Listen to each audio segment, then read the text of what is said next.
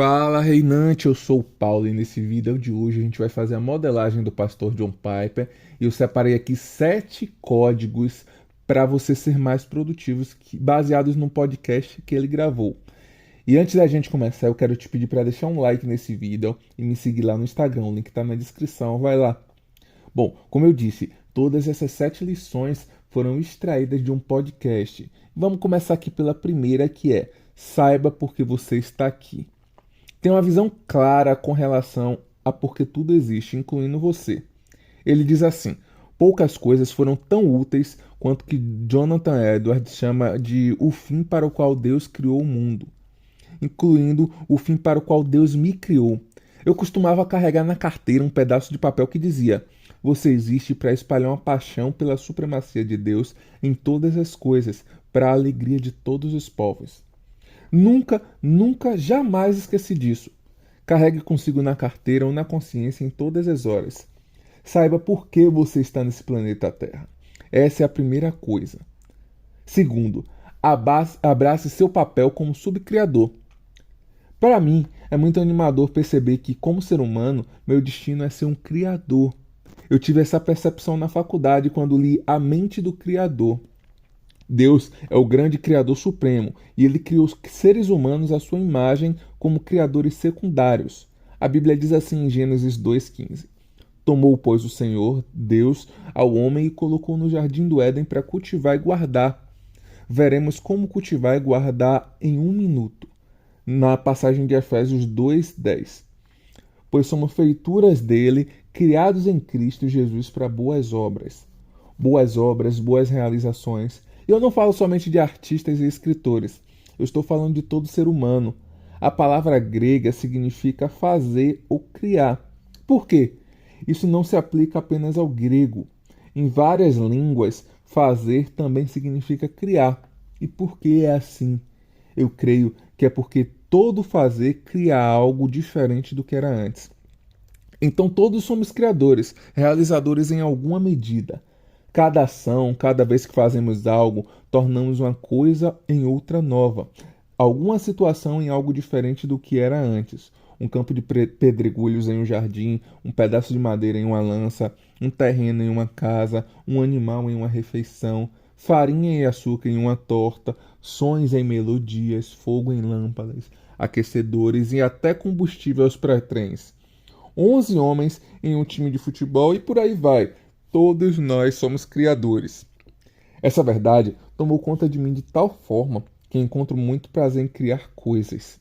No meu caso, principalmente com palavras, sermões, artigos, livros, poemas e episódios do John Piper Responde. E se você perguntar à minha esposa, ela diria: não apenas com palavras, mas com quartos bagunçados. Eu tenho pouca tolerância com o caos. De verdade, eu não gosto de caos. Onde eu encontro caos, eu tento resolvê-lo. Se encontro caos no pensamento, ou em uma sala, ou em um modo como a grama cresce, ou como as sementes se espalham, eu tento resolver logo. Não gosto de deixar o mundo como está. Ele deveria ser um lugar melhor, mais bonito, mais organizado e muito mais frutífero. Então, eu amo compor coisas. Coisas que tenham começo, meio e fim. Coisas com coerência e beleza. Desde cedo, eu amo ser um criador. Eu creio que essa seja a essência do ser humano. Terceiro, descubra a diferença entre preguiça e descanso. Precisamos descobrir e abraçar com zelo a diferença entre preguiça e descanso, entre apatia e repouso. 7 anos atrás, eu escrevi um poema chamado O Conflito do Peregrino com Preguiça. Desde que deixei de ser pastor em tempo integral e passei a trabalhar apenas como designer in God, preguiça personificada tenta me seduzir distorcendo as palavras de Jesus, que diz assim: vinde a mim todos os que estáis cansados e sobrecarregados, e eu vos aliviarei. Permita-me ler um trecho do poema na minha resposta à preguiça, porque é muito importante que as pessoas saibam a diferença entre preguiça e descanso. Eis o que eu disse: como você vive, ó meu Deus, eu te direi preguiça. Ele consegue descanso sob um fardo, comprado com sangue, seu doce legado.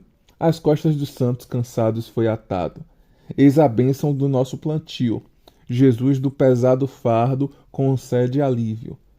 Toma nas mãos a carga que nos reduz e assim nos levanta e nos conduz. Tudo que fazemos é dom. Jesus é quem faz o bom. A graça nos compra e fortalece, de modo que toda obra permanece. Preguiça, nós somos criados e a imagem do Criador renovados. Deste mundo co-criadores e um dia do céu contempladores. Para tornar esse mundo mais belo, para fazer do conhecimento castelo, para criar, moldar e adornar, para compor, produzir e transformar. Para fazer do espinho um instrumento, para escrever o que antes era sentimento, para cantar, pintar e construir a realidade, para costurar e tecer o mundo com a verdade. Para isso Deus falou e Jesus morreu. Esse é o fardo que ele nos deu. O leve fardo pelo qual se deve trabalhar. Preguiça, nós fomos criados para criar. Eu sei, e todos os ouvintes sabem, que há um lugar muito importante para o descanso e para o repouso. O princípio do sábado permanece. Devemos conhecer a diferença entre preguiça e descanso, entre apatia e repouso. Quarto, faça as pazes com a imperfeição. Se devemos fazer nosso trabalho com fé e abundância, tendo em mente 1 Coríntios 15:58, que diz: Sede firmes, inabaláveis e sempre abundantes na obra do Senhor, sabendo que no Senhor o vosso trabalho não é vão. Então, por que não podemos ser paralisados pela ideia de perfeição e infinitude? Eu não achei um artigo nos meus arquivos. Ele é de 1970. Eu li novamente. O historiador Arnold Toynbee disse: toda obra humana é imperfeita porque a natureza humana o é. Essa imperfeição intrínseca não pode ser vencida pela procrastinação. Isso é incrível. Essa percepção é incrivelmente frutífera. Muitas pessoas não são produtivas porque olham para a imperfeição e dizem: eu acho que vou esperar mais um dia. Como se esperar mais um dia vai acabar com todas as imperfeições. Essa é uma percepção incrível e frutífera. Então ele disse algo muito prático. Ele disse: sem perceber, eu me comparei com o infinito. Para me livrar dele, desenvolvi um jeito de banir o infinito e, em vez de prosseguir adquirindo conhecimento, meu Deus, e a tentação na preparação de cada episódio do John Piper Responde. Cada pergunta merece um livro inteiro como resposta. Cada pergunta poderia demandar vários dias de pesquisa. O que eu posso fazer? Ele continua. Comecei a fazer algo com o conhecimento que eu já possuía. E esse uso ativo do conhecimento deu direção ao futuro da minha aquisição de conhecimento. Creio que uma das razões principais por que sou tão produtivo é que as décadas atrás eu fiz as pazes com a imperfeição e com a infinitude. Eu não me iludo achando que eu tenho a última palavra em tudo. Minha tarefa, enquanto eu viver, é falar a verdade conforme eu vejo na palavra de Deus da melhor forma que pude deixar Deus fazer o que Ele deseja fazer com essa imperfeição. Quinto, haja imediatamente. Ouvi isso do Arnold Toynbee, Martin Lloyd-Jones, Jonathan Edwards, entre outros. Haja imediatamente. Entre outras palavras, ótimas ideias e pensamentos que podem chegar longe vêm a nós à noite, quando estamos lendo, meditando, orando, caminhando ou brincando. Se você não capturá-los de algum modo por meio da escrita, você os perderá. Então, como Toynbee diz, encontre uma forma de agir imediatamente enquanto sua mente está fértil. Sexto, um pouquinho todo dia. Eu tenho mais 2 princípios antes de encerrar. E eles se relacionam com John Piper Responde e o fato de celebrarmos tantos episódios. Um dia pensamos que 400 seria uma grande marca e chegamos a mais de 1.500.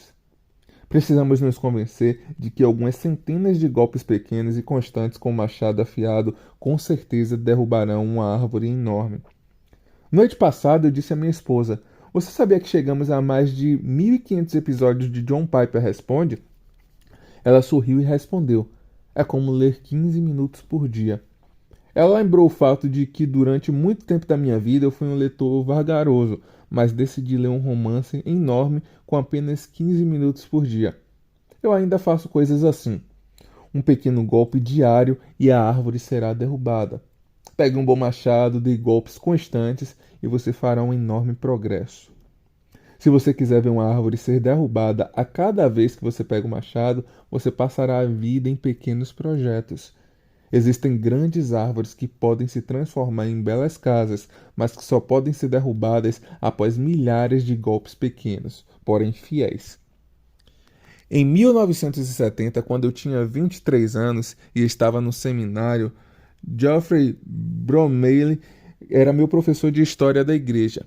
Ele traduziu a partir do alemão todos os 10 enormes volumes do Dicionário Teológico do Novo Testamento, algo muito complexo.